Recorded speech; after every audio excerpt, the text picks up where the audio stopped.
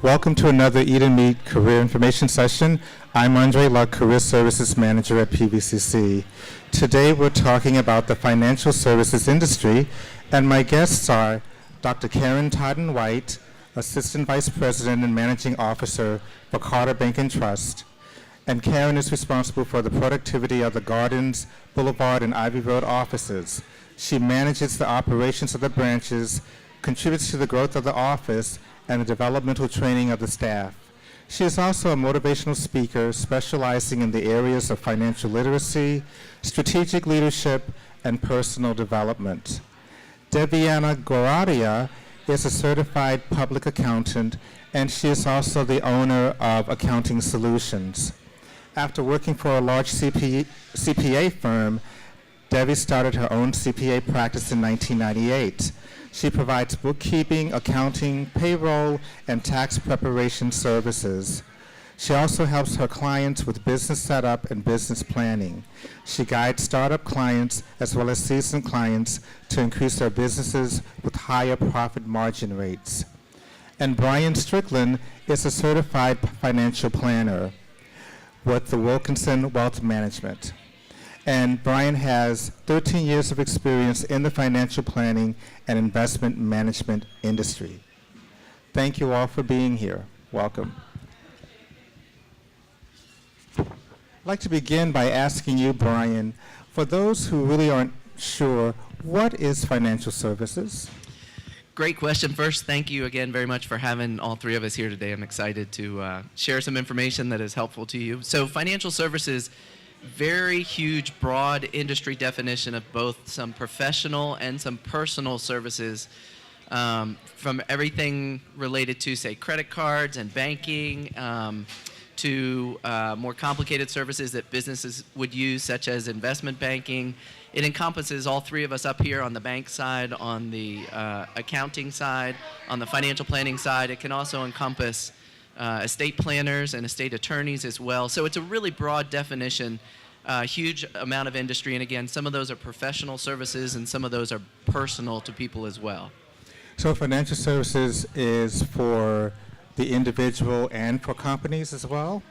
That's right. And all three of us up here are focused on working with individuals on the personal side of things. I imagine we all work with some businesses as well, but I don't think that's a primary component for us. Although, actually, I don't want to speak for anybody else. But for me personally, most of our work, the predominant amount, is with individuals. Okay, thank you. Karen, what can you tell us about Carter Bank and Trust? Well, Carter Bank and Trust is a $4.51 billion bank. We have over 100 offices between Virginia and North Carolina, and it's a community bank, which means it's not a large bank. We are for the community, and we like to wait on people in our community. We service our market area, and we're a smaller bank. Therefore, when you come in, we are the kind of person that will know your name. We will know, your mother's name, or we ask you what your children are doing. It's a personalized bank. Okay, very good. And Debbie, what steps did you take to start Accounting Solutions?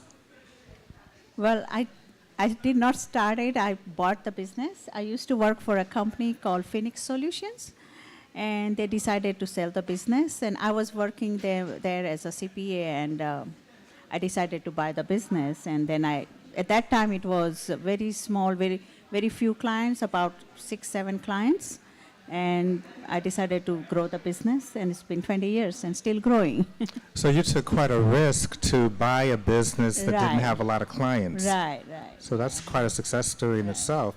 So Bryan, what can you tell us about Wilkinson Wealth Management? Sure. We are a personal, comprehensive wealth management firm. So what that means is we work with people on a personal level to help reduce uncertainty in their financial lives. We've got 4 advisors in the office and a staff of 2 other people, usually an intern in the summer. We work with several hundred clients, and that encompasses a broad range of folks, from individuals to couples to, again, a few businesses as well, and especially some small business owners. Okay. So Debbie, as a CPA, can you tell us what one is, and how is a CPA different from an accountant? CPAs, usually they do the audit and provide the audit reports to the businesses if business requires it. Usually banks ask for the audited reports sometimes, so that's what CPAs are licensed for. Accountants are same as CPAs, and they do not provide audit reports. Usually they would rather stay away from it because audit reports requires a lot of licensing, and at the same time, a lot of responsibilities there. So you have to have proper training for the auditing. So basically, that's the basic difference between those two. Okay. Yeah. So how did you become a CPA? I used to go to this school. I graduated from Piedmont, 2 years Okay. degree, undergraduate, and then I wanted to teach in college. So at that time, the dean of administration, business school, advised me to get the CPA so I can teach, or master's or CPA. And he guided me through the UVA, and I took the exam, and that's how I became CPA. But Dr. Goschak was his name. He passed away now, but I stayed in touch with him all the way. I taught at Piedmont for about 3-4 years, and I taught continuing education at UVA for about 2 semesters, and I did not like it. So Piedmont is much better students are much better to deal at Piedmont than at UVA. Not that I'm against, I was a student at UVA, so I'm not against it, but it's a different environment. Yes. It's a smaller class size. Right, yeah. It's a different And we environment. have a lot of non-traditional students as well. Right, and expectations at UVA was totally different than from instructors than here. At that, I used to teach in 90s. I haven't taught for a while, so I got busy with my work. So yeah. Okay, great. Well, Bryan, what is a certified financial planner, and can you tell us exactly what you do? Sure.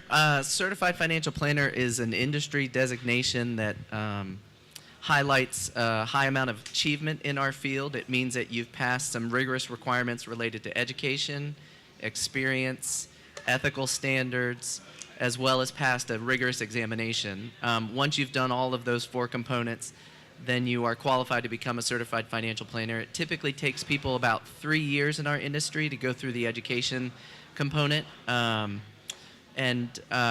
do certified financial planners do? So it's a mark that highlights the fact that what I try to help people do is not just make smart investment management decisions. When people hear the term financial advisor, they most often think of somebody who helps them pick either stocks or bonds or mutual funds or whatever kinds of securities they'd like in a particular account. But financial planning is a much more broad industry. It's a much more broad, comprehensive service that I provide that helps people put lots of different puzzle pieces together related to their current financial position, their net worth, their cash flow, their cash reserve, their retirement planning strategies, their, say, college planning strategies for kids or people who are paying their way through school, retirement planning, estate planning, investment planning. All of those are different pieces of certified financial planning as it's practiced out there. So in the industry, there are probably about 300,000 financial advisors in the industry, give or take now. And of those, probably about 25% are certified financial planners. Although it's a growing designation, the popularity is really high. And it also, again, because it expresses a high degree of achievement in the industry, it's becoming more and more popular to try and distinguish yourself a little bit from, say, some of the competition out there. Okay. Karen, you're the Assistant Vice President and Managing Officer. Officer, right. So what path did you take to get to your current position? I actually got into the banking industry several years ago. In Virginia, stores used to be closed on Sunday. And when they changed the laws and decided that retail would be open on Sunday, I said, I need another job. And so that's actually how I got into the banking industry. Started out as a teller and worked through several departments. Went back to school and got my education and moved up to the position I'm currently in now. I'm glad that I did it that way because when someone comes to me to ask a question, be it my CSR or a teller, I've been in that position before. So I have the management skills, but I also have been on that level, and I can answer. I feel like I can be a better manager and provide the answers that they need. My job as Assistant Vice President and Managing Officer, to me, is equivalent to the equalizer. You know, I need to manage the staff, keep everything going smoothly within the bank, make sure that the office is profitable, make sure that my people are continually learning as far as personal development, and I need to make sure the customers are happy. So it can be a job. I have to be very flexible, juggle many balls at one time. I have a plan every day. My plan is usually a plan A, B, C, and D. And I start out with A, but if it has to go to B, I just have to roll with the punches to get the job done. At the end of the day, I got something accomplished and everything went like it was supposed to. So I guess you have more credibility with the people you manage because you started as a teller and you worked your way up. So you have a better understanding of what they're going through too. I do. I have a better understanding of what they're going through. Now, there's some things they probably know now that I don't know because as that was so many years ago and the way they do their job has changed. So I know they're more effective at doing their job than I am. They don't like for me to count money because I have a tendency to rip money because I pull so hard. That's just what we used to do. So, but I have a great staff and they like their job. And that's one thing about when someone works for me, no matter what your position is, I tell everyone, I want you to be happy on your job. If you're not happy, maybe you should find something that will make you happy. I think that's just really important in any industry that you're in. You have to like what you do. You'll get paid anywhere you go, but it's so important to like what you do because you'll be a much more effective employee, and it makes for a better work environment. So Karen, as a banker, can you describe a typical day? I know that every day is different, but what's a typical day or week like for you?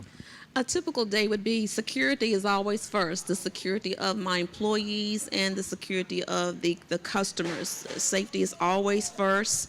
I could possibly be sitting at the computer and look up at a picture, and there's a reflection in the picture, and I can see a figure coming in the door that I don't recognize. Well, I'm immediately going to turn around because I need to know what's going on. Even though I'm working on what I work on, I need to know what's going on in my office at all times because at the end of the day, I'm responsible. You know, we have people coming in that are making deposits, and I think so often about when I was in school and they used to give us word problems. I don't know if they still do that now. Back in the day, I used to hate word problems.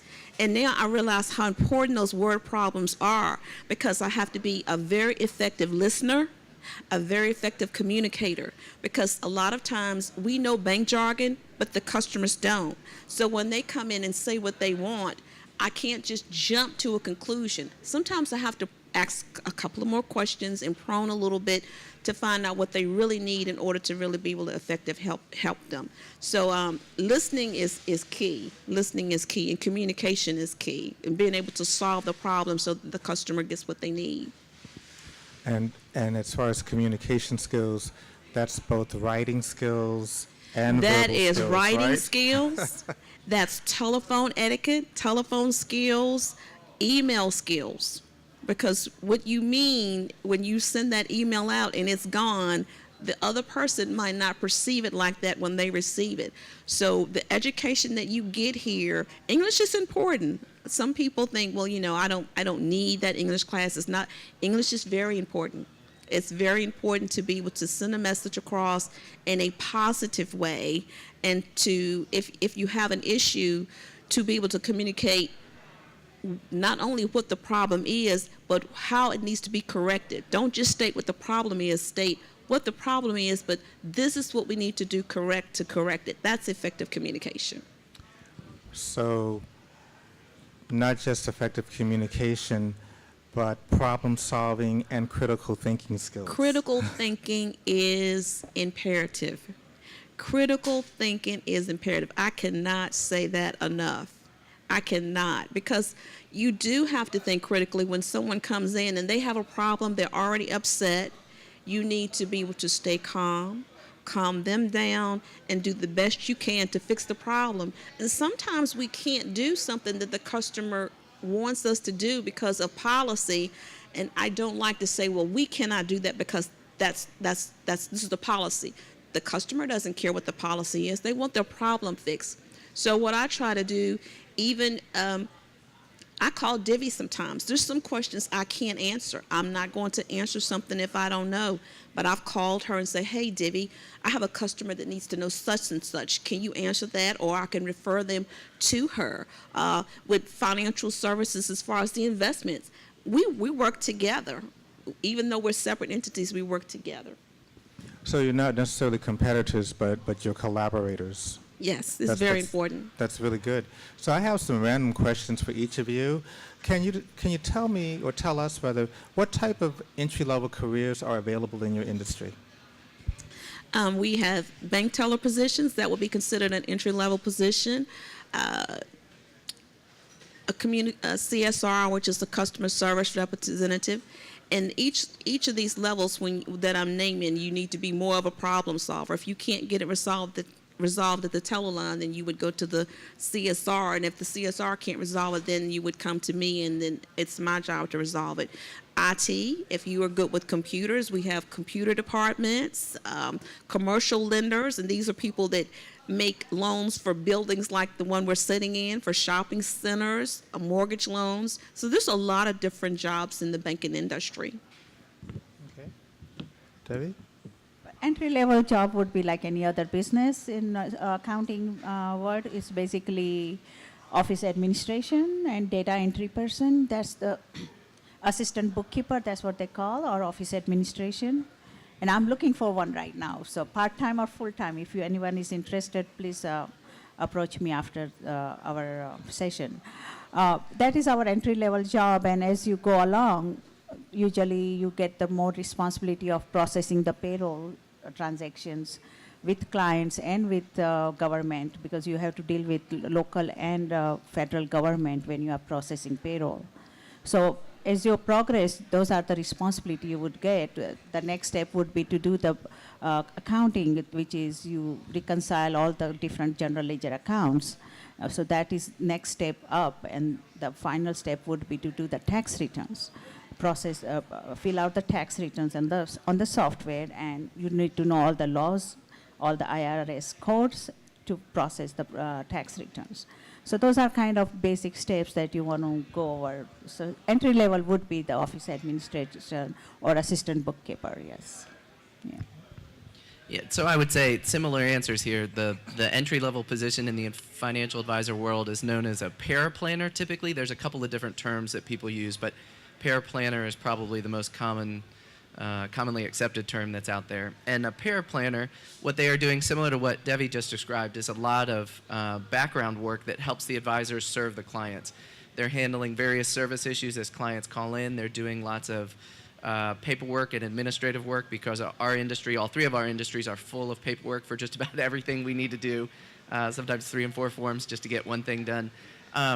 And so the idea of that work is to give somebody that ground level view of what are the foundational things that we have to do to really serve our clients. How do we do the work we do?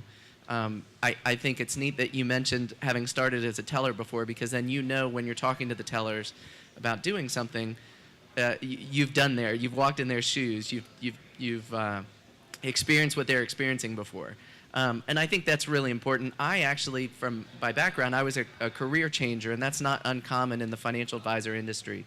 So I was 30 years old, had worked in project management work. I have a civil engineering degree, so you wouldn't think that necessarily dovetails well into financial advising. But as I made that career change, what I realized was that engineering for me is a big background to just put puzzles together. It is problem solving. It's what you mentioned before, Andre, that we've got to understand how the different pieces fit together, and we do have to work collaboratively, big word, with other professionals in the industry. So for me, especially on the tax side of things, I don't prepare tax returns for folks.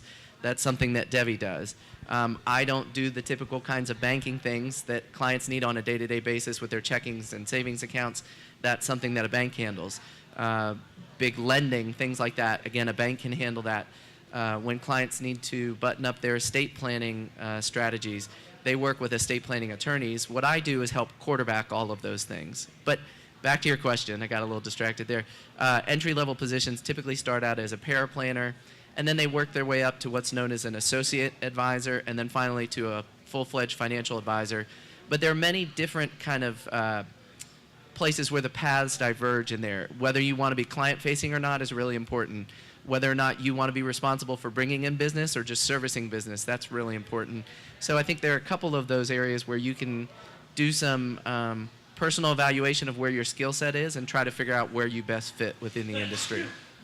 Andre, I wanted to add to what Byron said. He just talked about skill set and also engineering. So all three of our industries is a very, very detail-oriented business. Dotting I's, crossing T's, checking boxes. Leaving a box unchecked on an application can cause us to be out of compliance. So there's a lot of compliance involved with all three of our industries. Very detailed.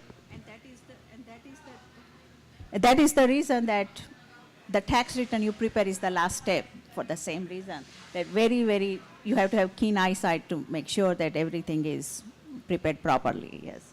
Otherwise, people can fill out 1040 easily, but if you miss one box, it's going to be, you will be dealing with IRS for a long, long time, yeah. Mm-hmm. Now, Debbie, you mentioned earlier that you have an opening. I'm just curious, Bryan and Karen, do you also have current openings? We do have positions open on our website, www.carterbankandtrust.com, and it can be anything from a teller position up to a lending position, and it can be anywhere in Charlottesville, Virginia, or in North Carolina area. Full-time, part-time? Full-time and part-time, all are listed.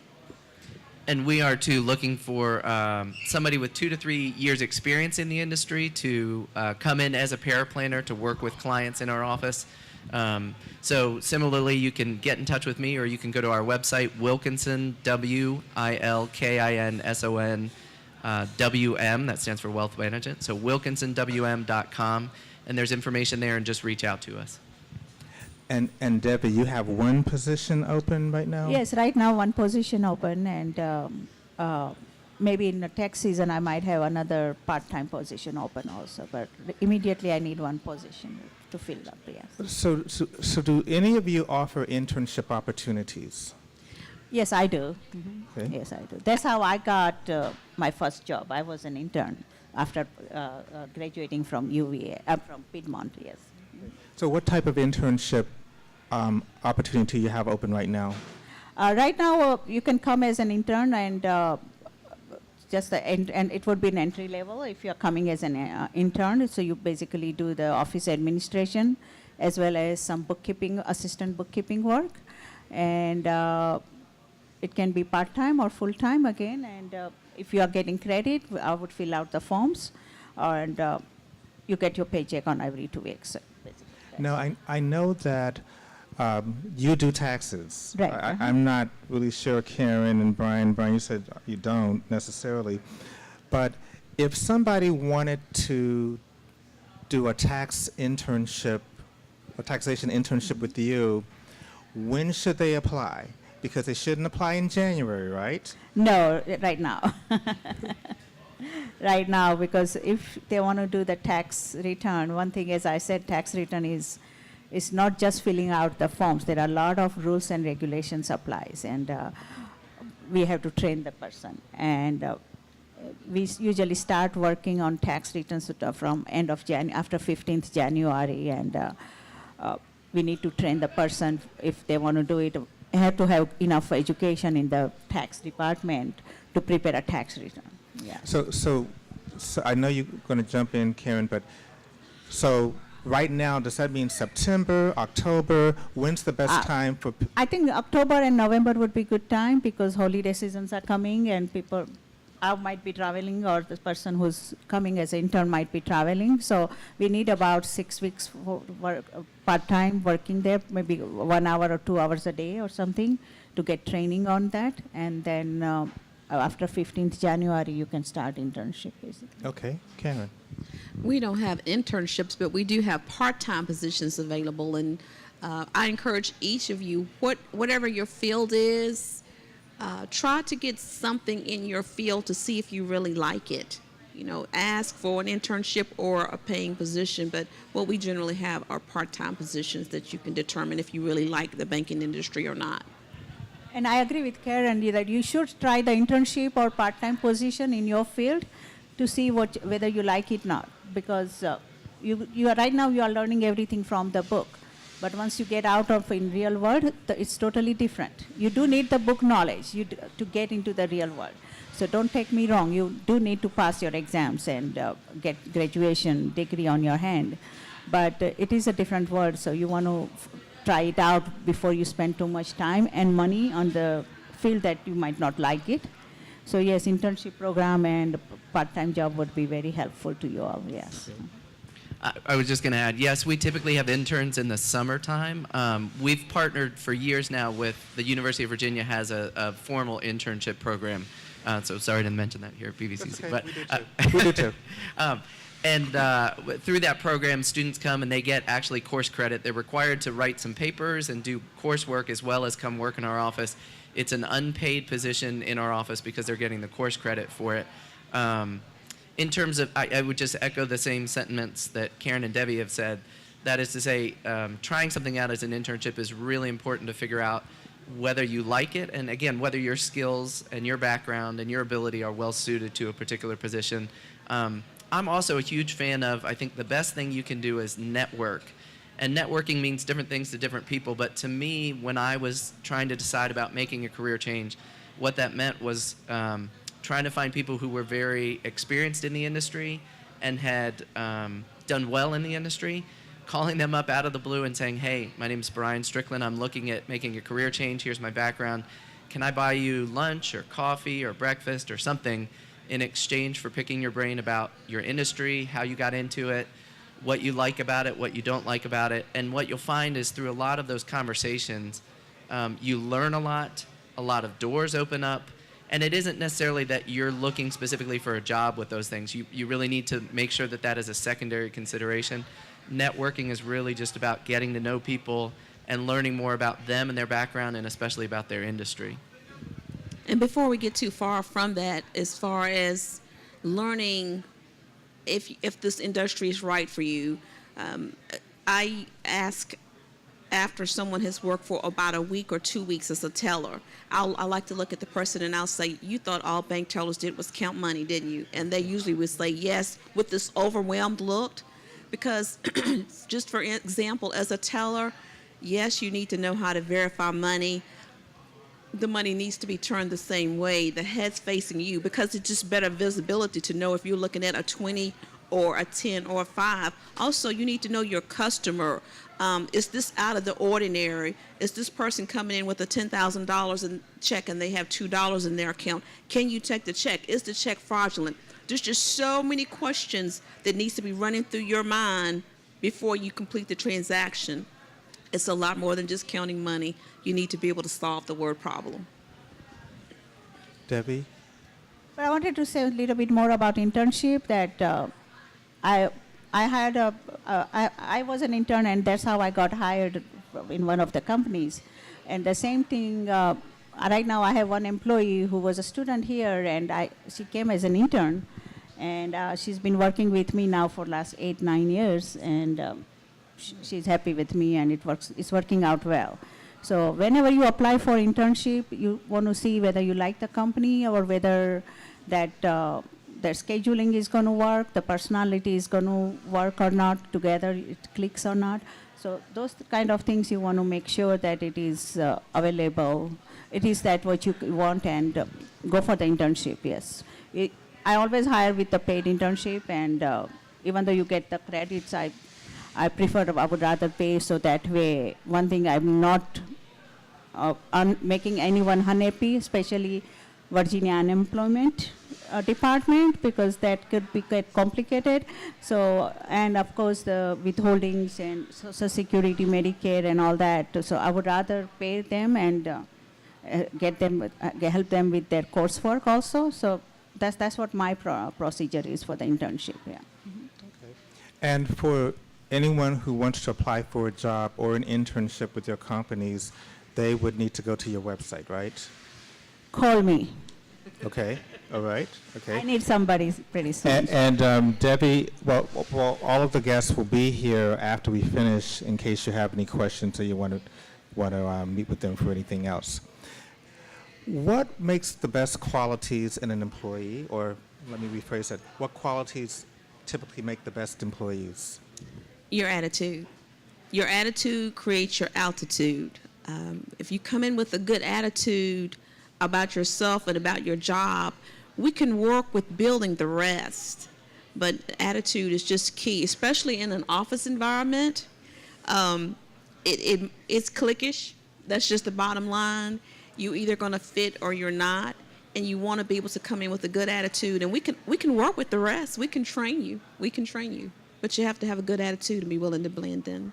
It is such a nice phrase, attitude gives you the altitude, that's what you said? Yes, Right. your attitude creates your, Yeah, that determines is your so very altitude. true. You come with the attitude and your personality makes a difference also. You make sure you dress up.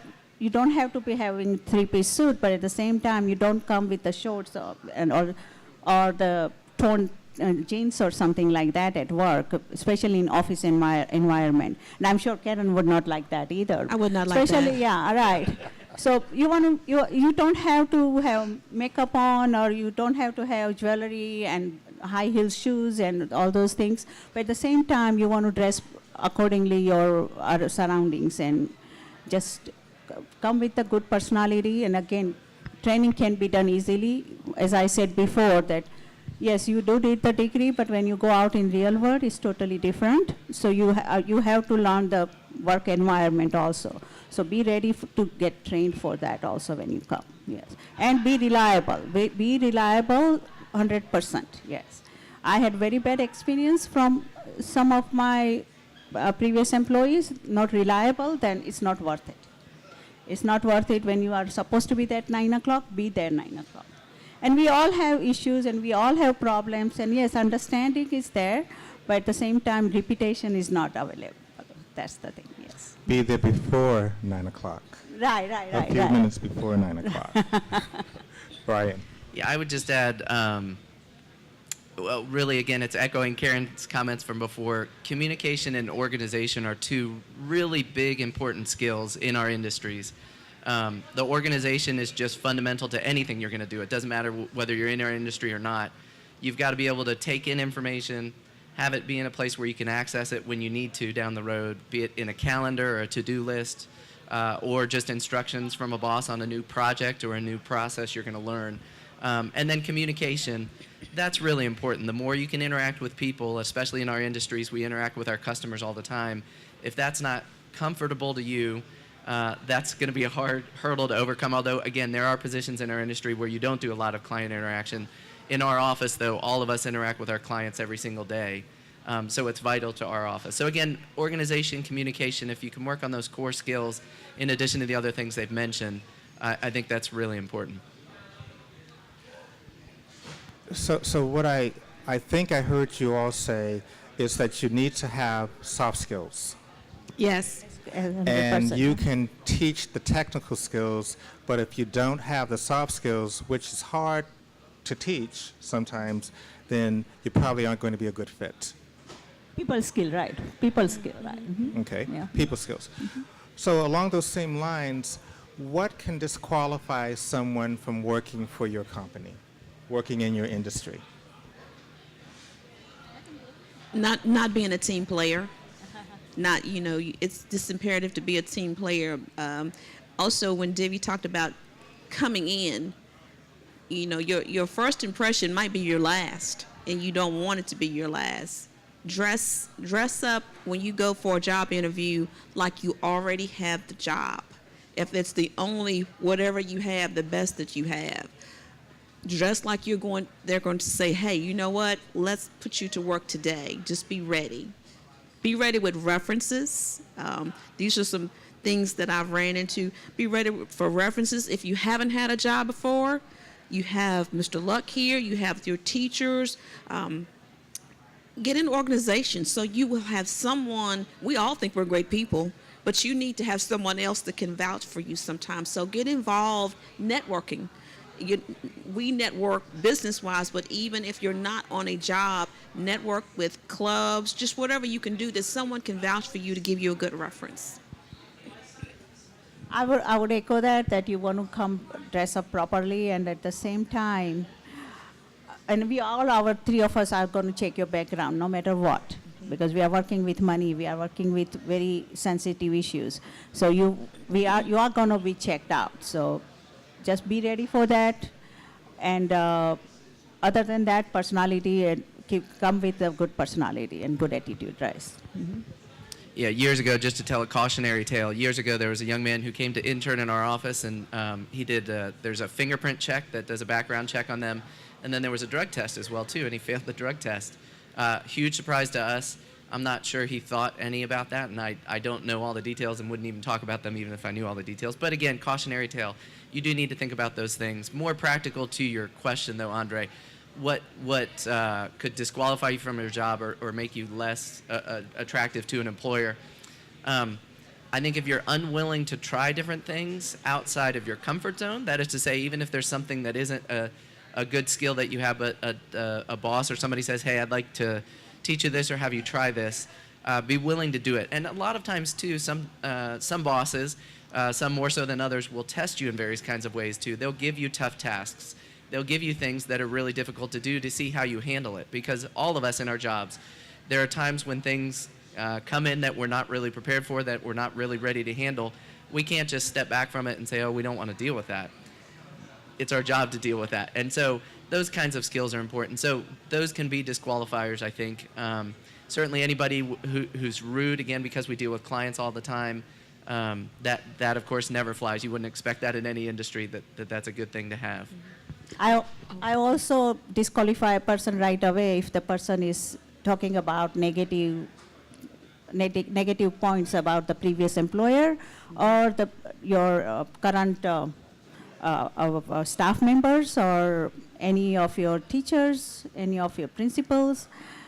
You don't want to talk about negative, that I didn't like him because he was unfair to me. No, it's not. It doesn't happen that way in business world. So go with the positive attitude. Do not talk about anybody about negative. Even though you don't like them, it's your personal problem. Yes. Yeah. And bouncing off what that's very important. No one wants someone else's garbage. If you had garbage over there, then I'm going to think, well, you know what? They might not be taking ownership. If they didn't take ownership over there, then they will come here and do the same thing. Take some kind of ownership if there was a problem with your prior employer. And one very important thing that I don't think any of us said, credit. In this industry, you need to have good credit. That's important to maintain your credit. So what about barrier crimes? Are there particular crimes that will prohibit someone from working in your industry? A felony is a no at the bank. A misdemeanor, depending on what it is, and I can't speak for all industries as far as banking, because some of felonies at the bank will be a no, but misdemeanors probably depending on what it is. And be honest on your application when they ask those questions. If you had something, just say yes or no, and if it's yes, just explain. It may be something that's explainable and it will be okay. Well, I make my own rules as being a small business owner. It is, and it is true with all the accounting industry that all the background will be checked, and the only thing I allow is speeding ticket or accident ticket. Any traffic tickets would be fine, but if you have any other issues, then yes, I would reconsider that. Yeah.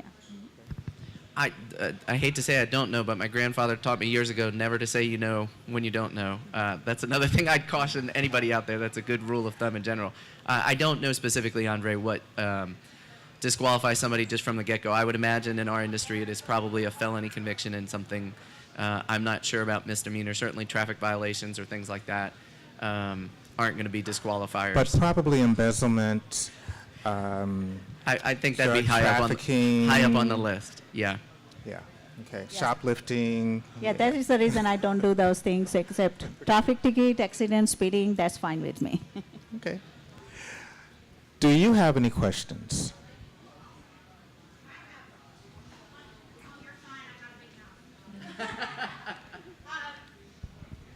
This is kind of, I was prompted to do this. What is each company's / person's reason why you guys came to do this today? My reason was I needed employees at the time, and I came over seeking employees from the college here, and was talking to Andre, and he said, "Oh," and he told me about this, and I said, "Well, okay." And we were sitting in the office. He said, "Well, I can do a financial services segment." I said, "Okay." He said, but he was trying to think of 3 people. He said, "You're in banking. We need someone different." And I said, he said, "I'm an accountant." I said, "Divvy." And he said, "Oh, I'm in the middle of emailing Divvy right now." And it was just so ironic. And so then, of course, then he thought about Byron and Susan's company. Yeah. So. I would say the reason for me to come is Mr. Andre. Mr. Luck, we know each other for so long, there's no way I can say no to him. Otherwise, I'll be in trouble to living in Charlottesville. But at the same time, I'm looking for employees, so that was another reason also. But I have done this quite a few times with Mr. Luck's assistance. So yes, it's not always looking for employees, but if Mr. Andre says to jump, I would jump, yes. As long as it's not from the tall building, I'm okay with it. So I'd add, I actually, we were talking about this before we sat down and started this formally, but I'm a fill-in for Susan Wilkinson, who's the namesake on our firm. Susan wanted to be here today but wasn't able to. She's out this week, so I'm filling in for her. But the reason why we wanted to be represented as a firm was just to help you guys think about careers in our industry and about careers in general and about things that can help you try to find the right place to work. I think all of us have probably been helped in various ways. We've probably had various mentors or teachers or family or friends that have just guided us along the way. Sometimes that's great support, picking you up when you fall down. Sometimes it's tough love when you're doing something that isn't good and somebody says, "Hey, that was a really dumb thing that you did." But helping people is at the heart of what I enjoy doing in my work every day. And I think coming here in a panel like this, hopefully we give you a little bit of information, maybe not all of it's relevant, but you pick up 1 or 2 little nuggets or pieces of info that are helpful to you. So that's really our goal in being here today. Any other questions? This question is for Bryan. I'm curious about the accredited financial counselor versus the certified financial planner. So job opportunities, is it a worthwhile accreditation, that sort of thing? Great question. Can you repeat the question, please? Sure. The question is the distinction between a designation that I have, such as certified financial planner, and other designations such as accredited financial counselor. I'm going to go back to my grandfather's rule, which is never say you know when you don't know. There are many different designations out there in our industry. I don't know that particular designation. The differences will be, I guess the practical differences that you might already know are usually the time it takes to achieve that designation, if there's an exam or not, just what the practical hurdles and constraints are. Within the industry itself, it really depends on how you want to work with clients. In our industry, doing personal, comprehensive financial planning for clients, then the CFP designation is probably the most widely accepted. There's another that's known as a CHFC, a Chartered Financial Consultant, that the insurance industry provides. That is very similar to that. If I were going to want to start a mutual fund company, though, and manage a mutual fund company that people could buy into, I would go get a Certified Financial Analyst designation, a CFA designation. So I'm sorry that I can't answer the question specifically, but there are many different designations out there, and I think looking down the road at what positions do those people typically hold is really important. And any of those designations will have websites, they'll have information you can go glean to see where that particular accreditation is helpful and how to apply it. So it was kind of a half answer there because I really don't know all of the nuances of that designation. Now, they will be here, like I said earlier, they will still be here after we finish with the session if you have more questions to ask. I have one final question for you. Can you tell us something that you wish you had learned when you were starting your career that would be helpful to you today that you can impart to the students here? Or a mistake you made, anything that if I just known, if I hadn't done it that way, things would have turned out a lot differently. I can go with my mistakes. I was working from home. I had young kids, and I said, I can do this part-time at working from home. It never worked for me. Maybe I don't have a self-control or I don't have a good agenda, but I was in my pajamas till lunchtime or till 3 o'clock, and I knew the whole daytime TV shows. So those kind of things you want to be careful when you decide to go start your own, or if you decide to go part-time, you part-time employee or full-time employee, you want to make sure that what your personal schedule is going to look like and how you are going to manage your family and workplace. So just be mindful of that, yes. And Debbie, something that you did that I think a lot of people need to be aware of, you waited until you were a CPA and you had worked for a CPA firm. Some people think that once they get the credential, they should just go out and start their own business, but that's really not a good thing, right? It's not going to be a pleasant sight. As I said, you can get the degrees from the books, but you do need the real work experience in real world out there. So no, I would not start right away. One thing is you want to know that you like this industry, even though you got the graduation degree on that, but still the work environment is different, so you want to make sure that you want to sit behind the computer whole day long and just work on the computer or answer the phone. So just small stuff you will be doing whole day long instead of working with the customers face to face like banking does.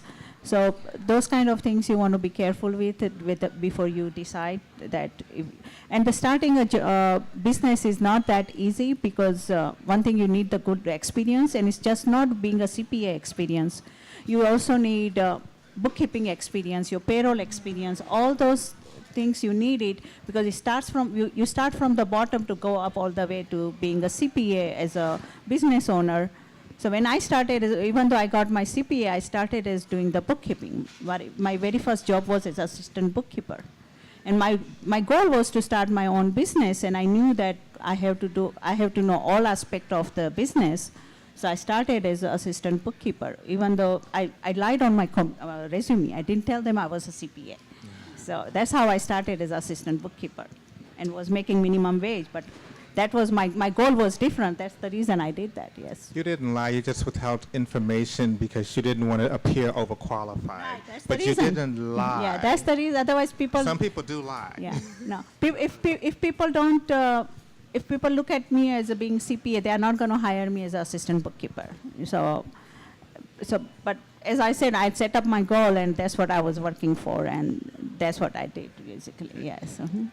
Mistakes, or I wish I could have known? I wish someone had said to me to be proactive with a work-life balance. So now I can leave work at work.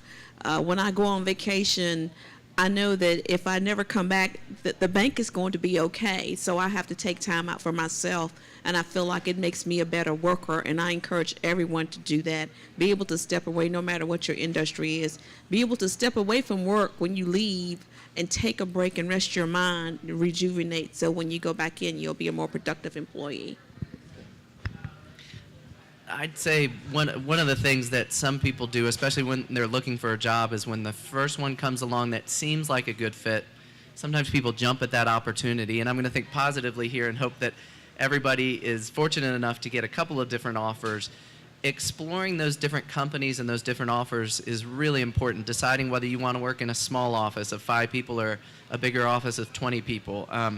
A lot of times, again, and this life doesn't slow down for any of us when we're trying to achieve things.